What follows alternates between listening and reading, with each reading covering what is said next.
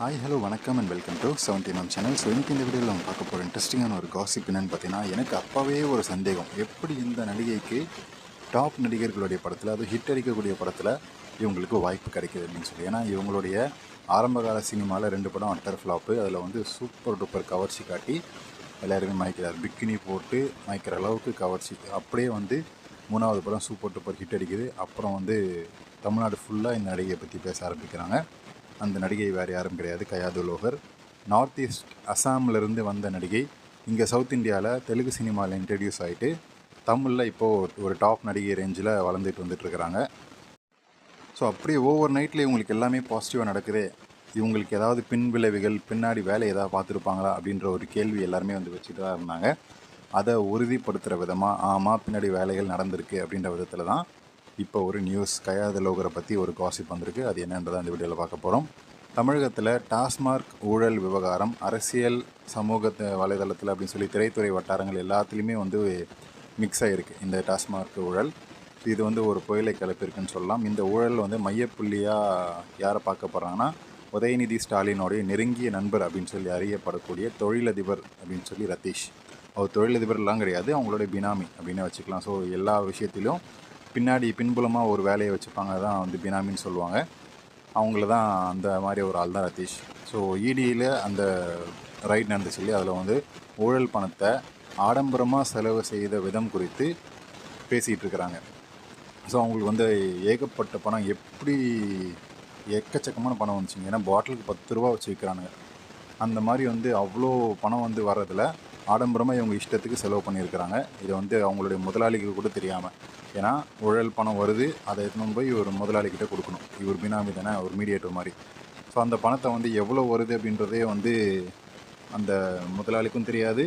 So அந்த விற்கிறவனுக்கு mediator இருக்கான், அவனுக்கு மட்டும்தான் தெரியும். அதை வந்து இவங்க கொடுக்கறது தான் லாபம் அப்படின்னு சொல்கிற அந்த மாதிரி ஒரு விஷயத்தில் வந்து இப்போ லாக் ஆகியிருக்காங்க.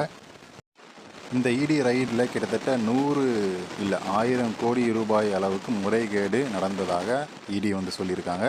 மார்ச் 2025 முதல் தொடங்கிய சோதனைகள் சென்னையில் டாஸ்மாக் தலைமையகம், மதுபான ஆலைகள் அப்படின்னு சொல்லி அது தொடர்பான இடங்கள் அப்படின்னு நிறைய விஷயத்தில் வந்து ரைடு போயிருக்கு. இந்த ரைடில் டாஸ்மாக் மேலான இயக்குனர் விசாகன், தொழிலதிபர் ரத்தீஷ் மற்றும் திரைப்பட தயாரிப்பாளர் ஆகாஷ் பாஸ்கரன் ஆகியோர் இந்த இடங்களில் அவங்களுடைய இடங்களான விஷயத்தில் வந்து ரைடு நடந்திருக்கு. ஊழல் குற்றச்சாட்டு, மதுபான பாட்டில்கள் அதிகமான விலை வசூல், மதுபான உற்பத்தியாளர்கிட்டருந்து லஞ்சம் வாங்குறது அப்படின்னு சொல்லி, அதனால தான் பட்வைசர் அந்த மாதிரி காஸ்ட்லியான பியர்லாம் தமிழ்நாட்டில் ஏன் விற்க மாட்டேங்குது அப்படின்றதுக்கான காரணம் இதுதான்.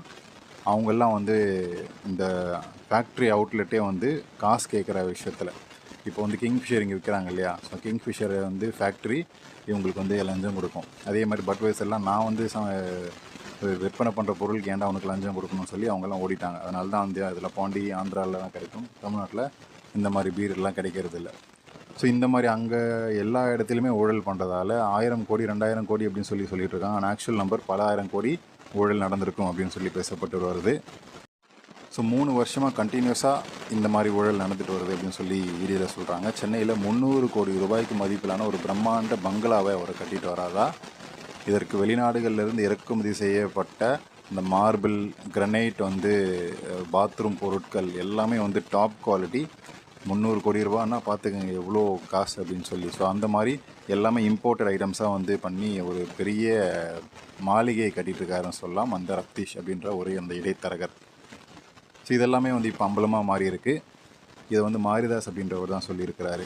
இந்த பங்களாவின் கட்டுமான ஃபோட்டோஸ் எல்லாமே அவர் வந்து வெளியிட்டு, ரத்தீஷின் செலவு பொதுவெளியில் ஆதாரங்களோடு இருக்கிறதா வந்து பேசப்பட்டுட்டு வருது. மேலும் ரத்தீஷ் நடத்திய பார்ட்டிகள் ஆடம்பரத்தின் உச்சம் அப்படின்னே வந்து சொல்லப்படுது. அவர் நடத்தக்கூடிய பார்ட்டிகள் பணம் எங்கேருந்து வருது, எப்படி வருதுன்னா ஈஸியாக வந்துடுது இல்லை, அதனால் இஷ்டத்துக்கு வந்து செலவு பண்ணியிருக்கிறாங்க. இந்த பார்ட்டியில் அந்த உலகளாவில் கிடைக்கக்கூடிய அனைத்து வகையான போதைப் பொருட்களும் வந்து கிடைக்குமா.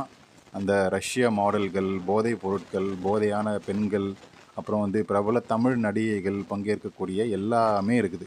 ஸோ நடிகைகள் வேணுமா கிடைக்கிது, போதைப் பொருள் வேணுமா கிடைக்கிது, ரஷ்ய மாடல்களும் வந்து கிடைக்கிது அப்படின்னு சொல்லி அவன் அந்த ரத்தீஷ் நடத்தக்கூடிய பார்ட்டியில் எல்லாமே வந்து இஷ்டத்துக்கு வந்து ஓடி இருக்குது. அதுதான் இப்போ வந்து கயாது லோகர் மாட்டியிருக்கிறாங்க. ஸோ டிராகன் படத்துடைய அதன் மூலமாக பிரபலமான நடிகை வந்து கயாது லோகர், அஞ்சு குரியன், ஸ்ரீகலா, தேஜஸ்வினி உள்ளிட்ட நடிகைகள் இந்த பார்ட்டியில் கலந்துக்கிட்டதா சொல்லிகிட்டு இருக்கிறாங்க. இந்த நடிகைகளுக்கு ரத்தீஷ் வந்து 35 லட்ச ரூபாய் மதிப்பிலான பரிசுகள் ஒவ்வொருத்தருக்கும் கொடுத்துருக்கிறாரு. ஸோ இவையெல்லாம் வந்து பிரபல நிறுவனங்களுடைய ஹேண்ட்பேக், அப்புறம் வந்து பெல்ட்டு, வாசனை திரவியங்கள் அப்படின்னு சொல்லி அந்த மாதிரியான கிஃப்ட் ஐட்டம்ஸ், அதை கூட சேர்ந்து பணம் அப்படின்னு சொல்லி கிஃப்ட்டு ரேப்பர்ஸ் அப்படின்னு சொல்லி நிறைய அமௌண்ட்டை வந்து கொடுத்துருக்காரு. எவ்வளோன்னு பார்த்தா 35 லட்சமா. ஸோ ஆடம்பர செலவுகளை விமர்சித்து இது போன்ற ஊழல் பணத்தை ஆக்கப்பூர்வமாக செலவு செஞ்சுருந்தா கூட வந்து மன்னிச்சிருப்பாங்க. ஆனால் அதை வந்து எப்படி செலவு பண்ணுறோம் அப்படின்றது தெரியாமல் பொண்ணு, தண்ணி அப்படின்னு சொல்லி ஏகப்பட்டது செலவு பண்ணியிருக்கிறாங்க. அதுவுமே வந்து லட்சக்கணக்கிலான மக்கள் வந்து ஒரு வேளை உணவுக்கே வந்து போராடிட்டு இருக்கக்கூடிய இந்த நாட்டில் பினாமி மாதிரி இருக்கக்கூடிய இவங்க 300 கோடி ரூபாய்க்கு வந்து வீடும், ஒரு இரவுக்கு ஒரு நடிகையும் அப்படின்னு சொல்லி அந்த நடிகைக்கு 30 லட்ச ரூபா அப்படின்ற விதத்துலையும் வந்து கொடுத்து சுகபோகமாக வாழ்ந்துட்டுருக்கிறாங்க. ஸோ இதில் வந்து முக்கியமாக கயாது லோகர் அண்ட் அஞ்சு குரியன் இவங்க 2 பேரை பற்றி பேசியாகணும். இவங்களுக்கு தனித்தனியாக அந்த கிஃப்ட்டு சொன்னாங்களே 35 லட்சம், அது மட்டும் இல்லாமல் தனிப்பட்ட முறையில் அவங்கள வந்து குஷிப்படுத்துறதுக்காக அவங்களுக்கான சில பல வேலைகளை வந்து பண்ணியிருக்கிறாங்க. திரைமறைவு வேலைகள், அதுக்கு வந்து பல லட்சங்கள், 35 லட்சத்தையும் தாண்டி இன்னொரு எக்ஸ்ட்ரா அமௌண்ட்டை கொடுத்து பல இரவுகளை கழிக்க நம்ம கயாதுவும் சரி, அஞ்சு குரியன் அப்படின்னு சொல்லக்கூடிய மலையாள நடிகை அவங்க கவர்ச்சிக்கு மாறும்போதே ஒரு டவுட் இருந்துச்சு. ஆனால் வந்து இந்த குமாங்குத்து குத்து வாங்குறதுக்கு தான் இந்த மாதிரி வேலைகள் நடந்திருக்கு. ஸோ கயாதுவும் அஞ்சு குரியனும் வந்து வெறித்தனமாக வேட்டையாடி இருக்கிறாங்க அப்படின்றது நமக்கு நல்லாவே தெரியுது இதன் மூலமாக. ஸோ 2 பேருமே வந்து ரொம்ப அழகான நடிகைகள் அப்படின்றது எந்த மாற்று கருத்தும் கிடையாதுங்க. ஸோ உங்களுக்கு 2 பேரில் யாருக்கு ரொம்ப பிடிக்கும் அப்படின்றது சொல்லுங்கள். 35 லட்ச ரூபா இருந்தால் நீங்களும் என்ஜாய் பண்ணலாம் அப்படின்றது தான் வந்து இப்போது பொதுமக்கள் எல்லாருமே கமெண்ட் பண்ணிகிட்டு இருக்கக்கூடிய ஒரு விஷயமா பார்க்கப்படுது. ஸோ கயாது லோகர் பண்ணது கூட வந்து ஓகே, முன்னுக்கு வர்றது பணம் சம்பாதிக்கணும் அப்படின்ற ஆசையில் பண்ணக்கூடிய விஷயங்கள். ஆனால் இப்போது இந்த ஈடி ரைடில் மாட்டினது இன்னொரு நடிகையான அஞ்சு குரியன். செம்ம அழகாக இருப்பாங்க. எனக்கு ரொம்ப ரொம்ப பிடிச்ச ஒரு நடிகை. எப்படி இவ்வளோ அழகாக ஒரு நடிகை இருக்க முடியும் அப்படின்னு சொல்லி பார்த்து ஆசைப்படக்கூடிய ஒரு நடிகைன்னா அது எனக்கு அஞ்சு குரியன் தான். ஸோ சில பேர் ஃபாலோ பண்ணலன்னா ஃபாலோ பண்ணிக்கோங்க. அவ்வளோ அழகாக இருப்பாங்க. அவங்க சமீப காலமாக தன்னுடைய முன்னழகில் இருக்கக்கூடிய மச்சத்தை எல்லாத்தையுமே வந்து காட்டி அதன் மூலம் வியாபாரம் பண்ணுறதுக்கு ட்ரை பண்ணாங்க. ஆனால் இதெல்லாம் பண்ணதுக்கு கல்யாணம் ஆனதுக்கப்புறம் தான். ஸோ கல்யாணம் அப்படின்னு சொல்லி பண்ணதுக்கப்புறம் தான் அஞ்சு குரியன் கவர்ச்சியை காட்ட ஆரம்பித்தாங்க. இப்போ கல்யாணம் ஆனதுக்கப்புறம் தான் இந்த ரத்தீஷ் கூட உல்லாசமான வாழ்க்கையும் வந்து தனிப்பட்ட முறையில் பணம் வாங்கிக்கிட்டு பண்ணியிருக்கிறது ஒரு ஆச்சரியமான ஒரு விஷயமா எல்லாருமே பார்க்கப்படுது. இதன் மூலமாக டிவோர்ஸ் நெக்ஸ்ட் ரெடி ஆகிறாங்களா அப்படின்ற ஒரு செய்தியும் இருக்குது. ஆனால் பொறுத்திருந்தான் பார்க்கணும். அதையும் நம்ம சேனலில் போஸ்ட் பண்ணோம். ஸோ அஞ்சு குரியன் கயாது லோகரை வந்து நம்ம செய்ன்னு செஞ்சிட்ருக்கிறாப்புல நம்ம ரத்தீஷ். பணம் எப்படியெல்லாம் விளையாடுது பாருங்கள். அது உழைச்சி சம்பாதிச்சா அருமை தெரிஞ்சும் பார்த்து செலவு பண்ணுவாங்க. ஆனால் இதெல்லாம் வந்து ஊழல் தானே.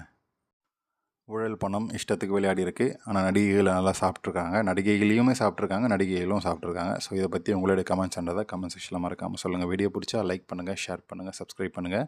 சப்ஸ்கிரைப் பக்கத்தில் ஜாயின் அப்படின்ற பட்டன் இருக்குது. அதன் மூலமாக பே பண்ணி ஜாயின் பண்ணுங்கள்.